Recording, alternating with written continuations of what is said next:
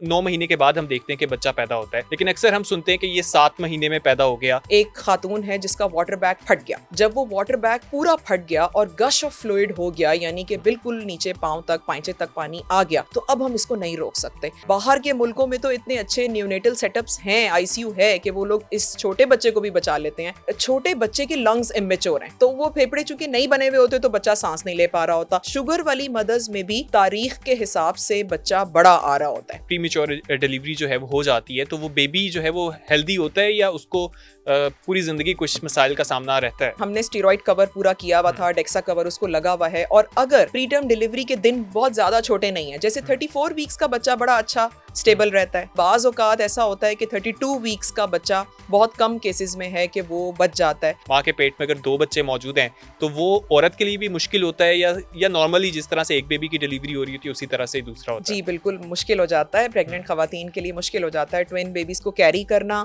उनके लिए एहतियात, क्योंकि अब 2 बच्चे हैं, 2 माँ से ले रहे हैं सब कुछ। ट्विन्स में कुछ प्रेजेंटेशन ऐसी हैं, वरना हम नॉर्मल डिलीवरी करते हैं। ट्रिपलेट्स में हम नॉर्मल डिलीवरी नहीं करते। अक्सर सुनते हैं कि इस बच्चे की डिलीवरी जो है वो 7th मंथ में हो गई और इस तरह से, ये क्या टर्म्स होती हैं और इसके पीछे क्या लॉजिक या क्या मेडिकल कंडीशंस होती हैं? कि वैसे नॉर्मली तो 9 महीने के बाद हम देखते हैं कि बच्चा पैदा होता है, लेकिन अक्सर हम सुनते हैं कि ये 7 महीने में पैदा हो गया, तो इसके पीछे क्या चीजें होती हैं? जी, इसके पीछे कुछ इमरजेंसी सिचुएशंस हैं। जैसे अगर कोई एक खातून है जिसका वाटर बैग फट गया, जब वो वाटर बैग पूरा फट गया और गश ऑफ फ्लूइड हो गया, यानी कि बिल्कुल नीचे पांव तक, पांचे तक पानी आ गया, तो अब हम इसको नहीं रोक सकते। और ये एक इमरजेंसी सिचुएशन थी जो कि बस हो गई ऐसा। और मुख्तलिफ वजूहात होती हैं इसमें, इन्फेक्शन हो सकता है, कोई ट्रॉमा हुआ, कोई झटका ऐसा लगा, या कोई बहुत ज़्यादा खास तौर पे इन्फेक्शन जिसमें हमने देखने होते हैं। तो अगर वाटर बैग फट गया तो अब हम उस बच्चे को नहीं बचा सकते। और ये बड़े दुख की बात डॉक्टर्स के लिए भी होती है कि अब ऐसा क्या करें। अगर थोड़ा थोड़ा लीकेज होता है ना, तो उसको हम कंट्रोल कर लेते हैं। थोड़ा सा लीकेज था, यानी वाटर बैग में थोड़ा बहुत कोई सुराख हुआ, उसको हम सील कर लेते हैं, अपनी अच्छी सी अपनी दवाइयां देते हैं, ट्रीटमेंट करते हैं। लेकिन अगर पूरा गश ऑफ फ्लूइड हो गया, बैग पूरा फट गया, जो कि चाहे 7वें महीने में फटा, 8वें महीने में फटा, बच्चा बिल्कुल ठीक था, अब उसकी डिलीवरी हो जाएगी। बाहर के मुल्कों में तो इतने अच्छे न्यूनेटल सेटअप्स हैं, आईसीयू है, कि वो लोग इस छोटे बच्चे को भी बचा लेते हैं। पाकिस्तान में नो डाउट बहुत से अस्पतालों में बड़ी एफर्ट की जाती है, मशीनें भी इतनी हैं, लेकिन अभी मुकम्मल तौर पर ऐसा सरकारी और हर जगह नहीं हो सका कि हम छोटे बच्चे को, यानी बिल्कुल ही 24-25 हफ्ते के बच्चे को या 28 हफ्ते के बच्चे को कर सकें।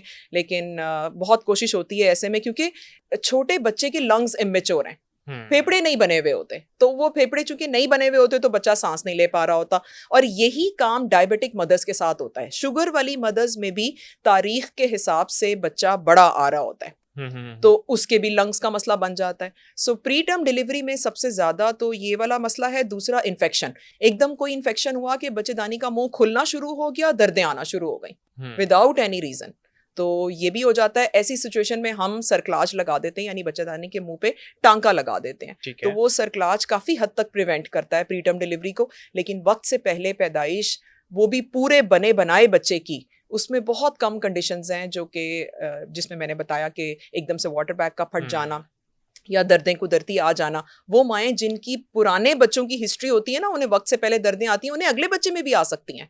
तो डॉक्टर्स आइडेंटिफाई करते हैं कि अच्छा, आपको पहले भी हिस्ट्री थी प्री टर्म लेबर की, तो इस दफ़ा फिर हम कुछ ट्रीटमेंट अपना चेंज करते हैं और कि हम कोशिश करें 9वें महीने तक पहुंचने के लिए।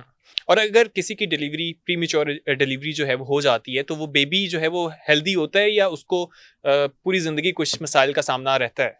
इसमें 2-3 चीज़ें देखनी होती हैं कि अगर तो हमने स्टेरॉइड कवर पूरा किया हुआ था, डेक्सा कवर उसको लगा हुआ है, और अगर प्री टर्म डिलीवरी के दिन बहुत ज़्यादा छोटे नहीं है, जैसे 34 वीक्स का बच्चा बड़ा अच्छा स्टेबल रहता है। बहुत कई मेरे पिछले पेशेंट्स हैं जिनका एकदम इमरजेंसी हुई, वाटर बैग फटा या कुछ भी ऐसा, तो वो 34 वीक्स के बच्चे बड़े अच्छे माओं के साथ घर चले गए, क्योंकि हमने पिछला पूरी प्रेगनेंसी में ट्रीटमेंट बड़ा अच्छा रखा हुआ था।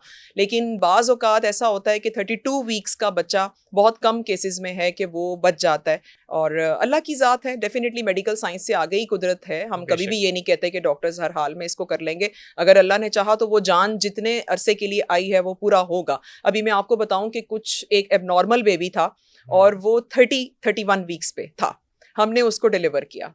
हमने उसको टर्मिनेट किया क्योंकि उसकी कमर पे भी फोड़ा था, सर में भी पानी था, बहुत सारे मसले थे कि जिसकी वजह से कपल भी उस प्रेगनेंसी को कंटिन्यू नहीं रखना चाहता था।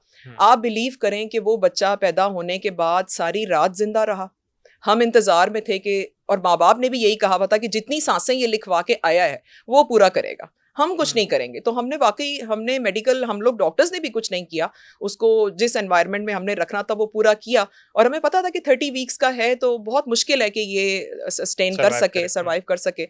लेकिन आप ये देखें कि सारी रात भी और दिन भर भी वो कहीं ज़ोहर के बाद जाके कहीं उसकी बच्चे की डेथ हुई और उन्होंने दफनाया। वो दफन करने का इंतज़ाम तो कर चुके थे, लेकिन अब आप ये देखें कि कभी कभार हम जिसको नहीं चाह रहे होते वो इतना टाइम ले जाता है, और अल्लाह की शान है इसमें। और कभी कभार वो बच्चे जो हेल्दी होते हैं आ जाते हैं, लेकिन वो भी 32 वीक्स पे कोई नहीं सर्वाइव करता, कोई 34 पे नहीं सर्वाइव करता। तो ये बस कुछ मेडिकल कंडीशंस और कुछ बच्चे की अपनी एबिलिटीज़ हैं और बाकी अल्लाह की ज़ात है। लेकिन ऐसा है कि 34 तक बच्चा संभल जाता है, 35 पे भी प्री टर्म डिलीवरी बच्चे सर्वाइव कर जाते हैं, 36 वीक्स पे भी सर्वाइव कर जाते हैं। बिल्कुल ऐसे ही है।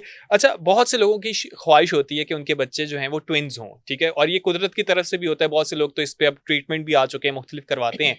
तो अगर कोई ट्विन बेबीज होते हैं तो नेचुरली देखा जाए तो उनकी सेहत के ऊपर जो है वो ज़्यादा केयर करनी पड़ती है, क्योंकि ऑब्वियसली माँ के पेट में अगर 2 बच्चे मौजूद हैं तो वो औरत के लिए भी मुश्किल होता है, या नॉर्मली जिस तरह से एक बेबी की डिलीवरी हो रही होती है उसी तरह से दूसरा होता है। जी बिल्कुल, मुश्किल हो जाता है, प्रेग्नेंट खवातीन के लिए मुश्किल हो जाता है ट्विन बेबीज को कैरी करना, उनके लिए एहतियात, क्योंकि अब 2 बच्चे हैं, 2 माँ से ले रहे हैं सब कुछ। डॉक्टर्स भी अपनी एहतियात इसमें ज़्यादा बढ़ा देते हैं, कुछ इंजेक्शंस दवाइयाँ हम एक्स्ट्रा कर देते हैं, और ट्विन्स भी ट्रिपलेट्स भी। लेकिन नो डाउट बहुत मुश्किल होता है इस सिचुएशन में। डिलीवरी की हद तक हम देख लेते हैं, ट्विन्स में कुछ प्रेजेंटेशन ऐसी हैं, वरना हम नॉर्मल डिलीवरी करते हैं। ठीक है। ट्रिपलेट्स में हम नॉर्मल डिलीवरी नहीं करते, तो ट्विन्स की हद तक हम उसमें कर लेते हैं, ट्राई भी नहीं करते, उसमें ट्राई भी नहीं करते। ट्रिपलेट्स में हम ट्राई नहीं करते, ट्विन्स में हम ट्राई कर लेते हैं। ट्विन्स में हम बहुत आराम से नॉर्मल डिलीवरी कर लेते हैं। बहुत कम कंडीशन ऐसी है कि जिसमें सी सेक्शन करना पड़ता है, ऑपरेट करना पड़ता है, अदरवाइज तो बहुत अच्छा रहता है। अच्छा, ट्विन्स फैमिली की हिस्ट्री होती है, वो फैमिलीज जिनमें जुड़वा बच्चों की हिस्ट्री है, जुड़वा बच्चे हो रहे हैं, उनमें आगे अगली नस्लों में भी जुड़वा बच्चे होते हैं, ट्विन्स होते हैं। लेकिन अगर किसी की फैमिली में नहीं है तो वो खुद आके ख्वाहिश जाहिर करते हैं कि आप हमें कुछ ऐसी मेडिसिन दें, तो हम बड़ा फिर फिल्टर करके पेशेंट को देख के पूरी छानबीन करके फिर हम कुछ ऐसी मेडिसिन दे देते हैं, जैसे ओव्यूलेशन इंडक्शन की दवाइयाँ होती हैं, तो उससे अक्सर औकात ट्विन्स या ट्रिपलेट्स ठहर जाते हैं।